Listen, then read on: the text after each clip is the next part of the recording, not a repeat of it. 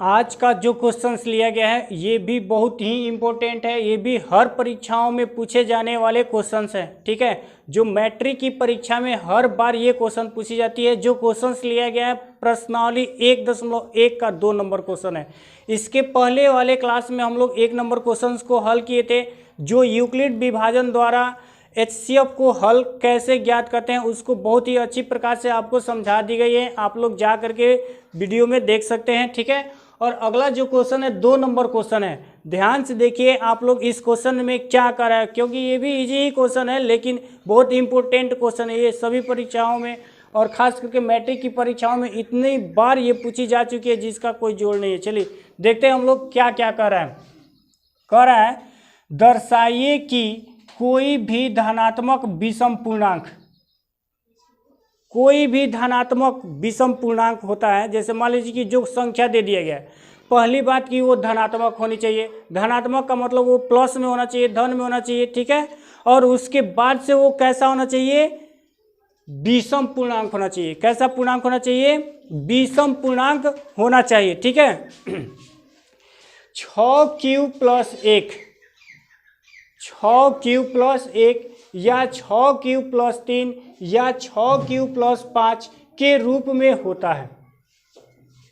कोई भी पूर्णांक दे दिया गया है, ठीक है, वो पूर्णांक जो है वो कैसा होना चाहिए, धनात्मक होनी चाहिए। कैसा होना चाहिए, धनात्मक। उसके बाद से वो विषम होना चाहिए। तो वो किस रूप में हो सकता है यही हमको दिखा देना है। 6q+1 के रूप में भी हो सकता है, या 6q+3 या 6q+5 के रूप में हो सकता है कि नहीं हो सकता है, यही हम लोग को जानना है। आप लोग ध्यान से देखिए कि इस टाइप का जो क्वेश्चन अगर आता है तो उसको हम लोग किस प्रकार से हल करते हैं। चलिए हल करना स्टार्ट किया जाए। आप लोग को यूक्लिड विभाजन में यानी जो पहला प्रश्नावली है उसमें ज़्यादातर पे हम लोग को ये जानना होता है कि a बराबर BQ+R जो होता है, यानी a बराबर BQ+R जो होता है वो क्या होता है। ये जो होता है यूक्लिड एल्गोरिथम विभाजन का सूत्र होता है। a बराबर BQ+R जो होता है क्या होता है, यूक्लिड विभाजन का सूत्र होता है। इसी सूत्र पे हम लोग को टोटल हल करना है। ठीक है, चलिए का दाचियार चुपचाप नहीं बैठ सकता लोग। चलिए सबसे पहले जो पूर्णांक ज्ञात करना ना उसको हम लोग मान लें। माना कि विषम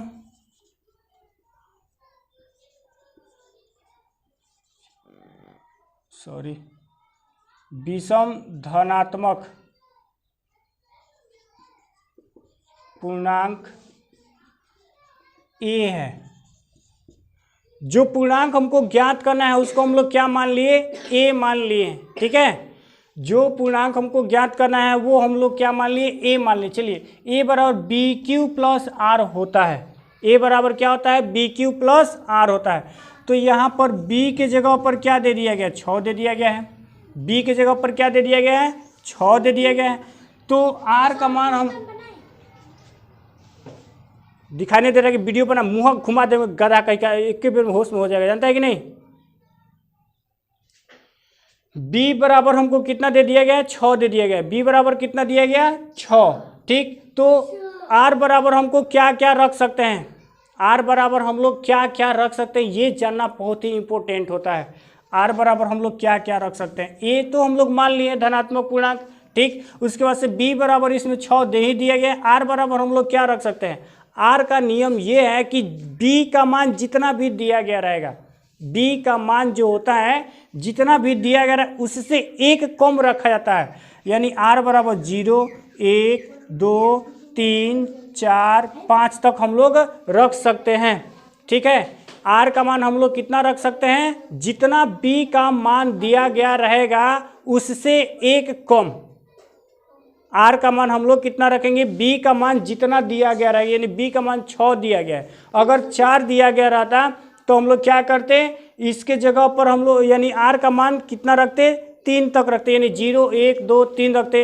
अगर 2 दिया गया होता तो हम लोग 0 और 1 रखते r का मान। ठीक है, अगर 8 दिया गया रहता है यहाँ पर तो हम लोग r का मान कितना रखते हैं 0 1 2 3 4 5 6 7 तक हम लोग रखते हैं। ठीक है, इसी प्रकार से हम लोग r का मान रखते हैं। चलिए अब हम लोग इसको हल करते हैं। किस प्रकार से इसको हल करेंगे ध्यान से देखते रहिए। a बराबर हमको a तो जो पूर्णांक ज्ञात करना था a मान लिए हैं, b बराबर इसमें 6 दिया ही गया है, r बराबर हम लोग कितना रख लिए हैं 0 1 2 3 4 5 तक रख लिए हैं। अब हम लोग हल करते हैं यूक्लिड विभाजन से। यूक्लिड विभाजन से a बराबर बी क्यू प्लस आर। ठीक है, यानी a की जगह पर a, पहले r बराबर हम लोग लिख लेंगे क्या रखना है, r बराबर हम लोग क्या रखना है, r बराबर 0 रखने पर।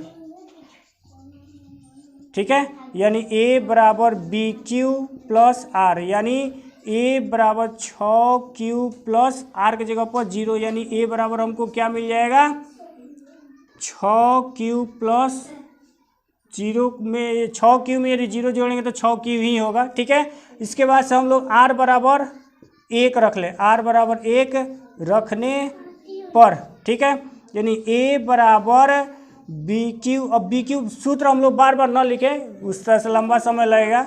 डायरेक्ट बार बार सूत्र न लिखें, डायरेक्ट अब यहाँ पे अब मान रखना स्टार्ट करें। ठीक है, यानी r बराबर अब 1 रखना है तो 6q प्लस r की जगह पे क्या रख दें 1 रख दें। ठीक है, यानी अगर 6q प्लस 1 में हम लोग 6q में अगर 1 जोड़ेंगे तो कितना हो जाएगा 6q प्लस 1 ही प्राप्त होगा। ठीक है, उसके बाद से अब हम लोग r बराबर कितना रखते हैं 2 रखते हैं। r बराबर 2 रखने पर, r बराबर कितना रखना है 2 रखना है। ठीक है, चलिए तो a बराबर क्या हो जाएगा 6q प्लस 2, यानी हमको ये कितना प्राप्त हो जाएगा 6q प्लस 2।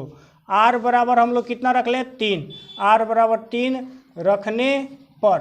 ठीक, r बराबर 3 रखा जा रहा है तो a बराबर कितना हो जाएगा 6q प्लस 3, r की जगह पर 3 हो गया, यानी ये हमको कितना प्राप्त हो जाएगा 6q प्लस 3। फिर r बराबर कितना रखा जाए 4। ठीक है, r बराबर कितना रखें हम लोग 4 रख रहे हैं, है ना, यानी a बराबर क्या हो जाएगा 6q प्लस 4, ये हमको प्राप्त हो जाएगा 6q प्लस 4।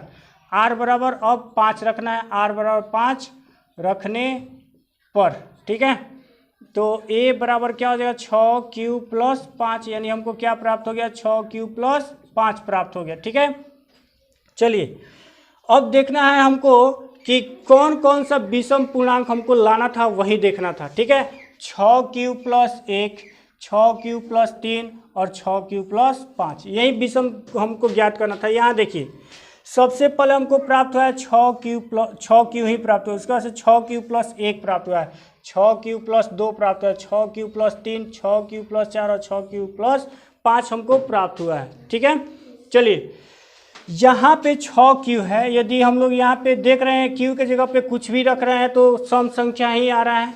अगर q के जगह पर यदि कुछ भी हम लोग रख रहे हैं तो क्या आ रहा है सम संख्या ही आ रहा है। यदि 1 रखेंगे तो हम लोग क्या 6 से 1 में गुणा करेंगे तो 6 ही आएगा, 2 रख रहे हैं तो 6 दूना 12 हो जाएगा, 3 रखेंगे तो 6 3 18, यानी जो भी संख्या आएगा यहाँ पे टोटल के टोटल सम संख्या ही आने वाला है।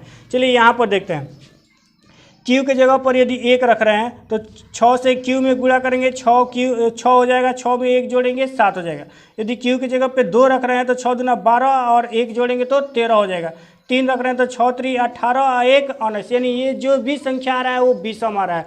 ठीक है, यानी यहाँ पर जो ये मिल रहा है हमको ये और ये और ये। ठीक है, इसकी परिस्थिति एकदम सेम है। ठीक है, इसकी जो परिस्थिति है वो सेम है, यानी जिसमें यहाँ पे हम लोग r के जगह पे 1 है और 3 है और 5 है, अगर जो भी हम लोग q का मान वहाँ पे रखेंगे, ठीक है, q का मान वहाँ पे हम लोग जो भी रखेंगे वो विषम ही आने की संभावना है, पूर्ण रूप से ये संभावना है। ठीक है, सम आने की संभावना नहीं हो सकती है। ठीक है, तो यहाँ पे हम लोग लिख सकते हैं आसानी से कि 6q प्लस 2 और 6q प्लस 4 2 से विभाज्य है, 2 से विभाज्य है, अतः ये सम धनात्मक पूर्णांक होंगे, सम धनात्मक पूर्णांक है। ठीक, 6q प्लस 1, 6q प्लस 3 और 6q प्लस 5 2 से विभाज्य नहीं है, 2 से विभाज्य नहीं है। ठीक है, ये 2 से विभाज्य नहीं है। ठीक, अतः यह क्या हो जाएंगे, अतः ये विषम धनात्मक पूर्णांक है। बहुत ही आसान क्वेश्चन है, आसानी से हम लोग इसमें मान रख करके चेक कर सकते हैं। यदि q के जगह पर 1 रख रहे हैं तो 1 से 6 में गुणा करेंगे 6 हो जाएगा, 2 जोड़ेंगे तो 8, यानी 8 जो आ रहा है वो हमको सम संख्या है कि विषम संख्या है, ये आपको बताने की जरूरत नहीं है, आसानी से जानते हैं। यहाँ पर भी चेक कर सकते हैं, 6 अगर q की जगह पर 1 रखते हैं तो कितना आ जा रहा है, 1 से 6 में गुणा करेंगे 6 और 3 9 आ जा रहा है। तो 9 जो है वो कैसी संख्या है, सम धनात्मक है कि विषम धनात्मक है, ये आपको बहुत ही अच्छी प्रकार से जानकारी है। ठीक है, चलिए आशा करता हूँ कि आप सबको ये क्वेश्चन जरूर समझ में आएगा। कमेंट बॉक्स में जरूर बताएं कि ये आपको क्वेश्चन समझ में आया है या नहीं।